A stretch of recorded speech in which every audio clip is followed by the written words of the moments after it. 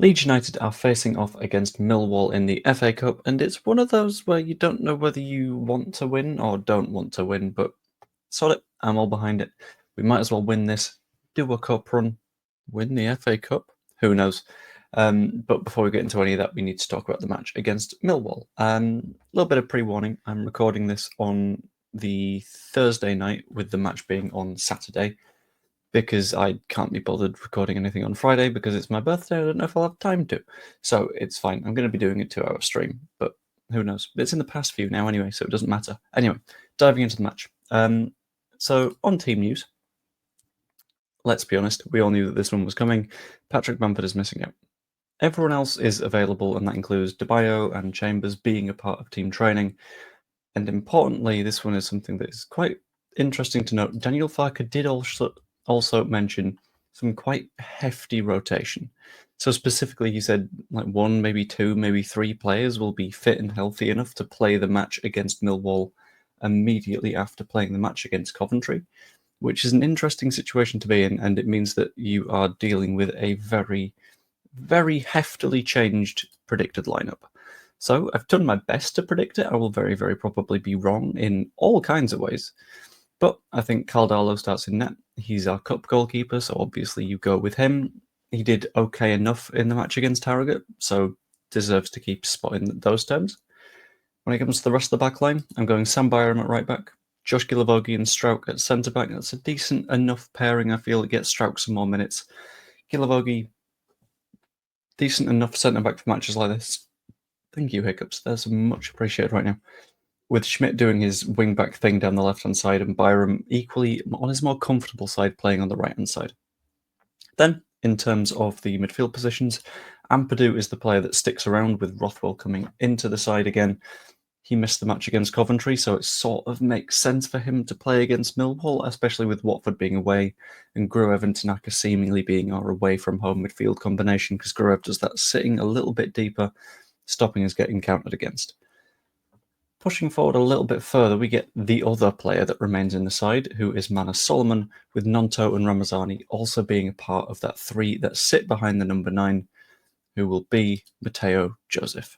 This is a very rotated team just to get players that are consistently on the bench into the 11, and I'm quite comfortable with it. I'm very, very happy with the way that this squad looks, because it looks like a squad that is more than willing to absolutely take it to Millwall. We do not have a bad second 11 at the moment, and we can just prove that in this match.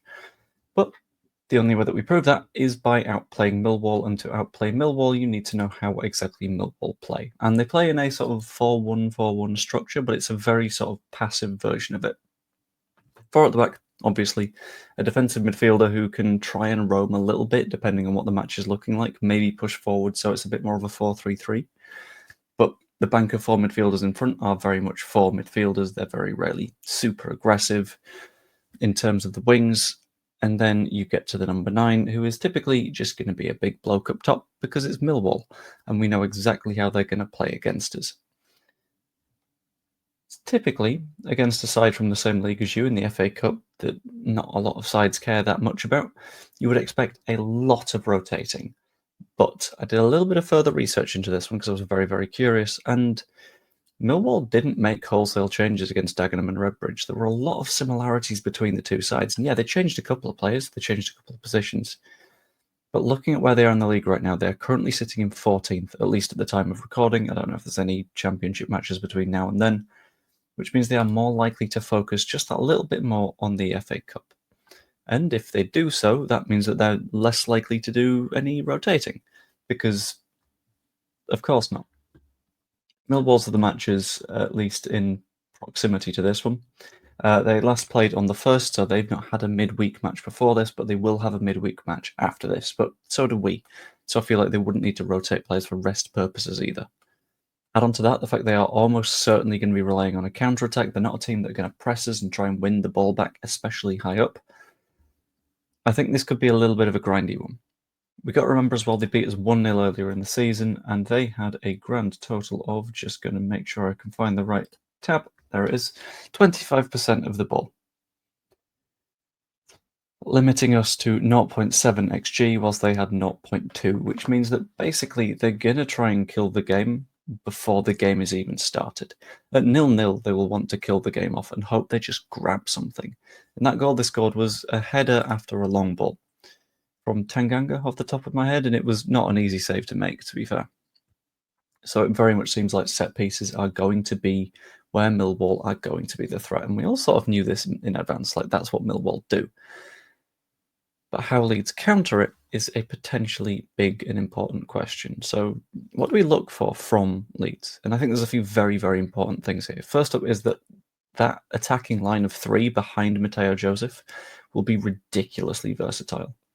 The three players that I've said will potentially be playing in this match are Mana Solomon, who can play in the 10 in addition to the left flank, Laji Ramazani, who can play either wing or the 10, and Willie Nonto, who can play in either wing or the 10. Those three players aren't just going to be switching wings, they're going to be flowing from spot to spot to spot just to make things as difficult as they can for the Millwall fullbacks.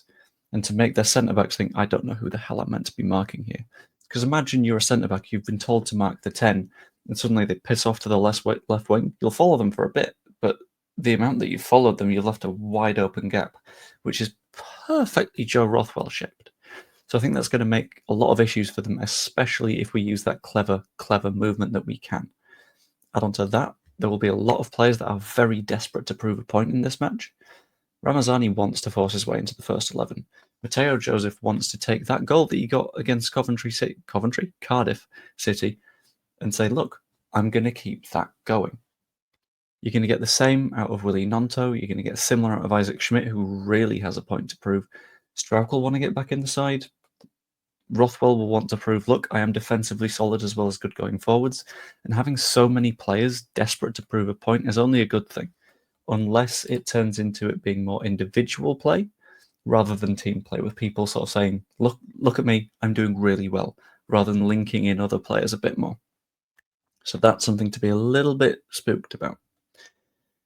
But with all that in mind, we're going to have a couple of predictions, and I think that Millwall will come to kill the game from the very start. They won't need to score to try and kill the game. It'll just happen. And we'll have plenty of shots and plenty of chances because we're at home, and that's what we do. And we play in that weird little flow state where just everything starts knitting together quite nicely. And if we're able to be nice and clinical, we could put a lot of goals past them. I'm expecting to see improved defending from our side compared to Millwall away, because the issue that we had was we just lost a man at what was effectively a set piece and conceded a very, very stupid goal, and then they just shut the game down. So optimistically, if we do improve that and if we are clinical, I'm going to go with a 3-0 for Leeds. And I'm going to say, after that, another banger F1 win. F1 FA Cup win. Jesus, it's late. Then another, until sod it. Let's lose in the semi-final because we don't score at Wembley. Either way, that's all what I think. Let me know what you think in the comments down below. Let me know your predictions for the score, who you think plays for Leeds, all that kind of stuff. Like the video if you enjoyed it, subscribe if you're not yet, that's always massively appreciated. You could even become a channel member, 99p for a month, and you get a bunch of videos like this one early, so it's good stuff.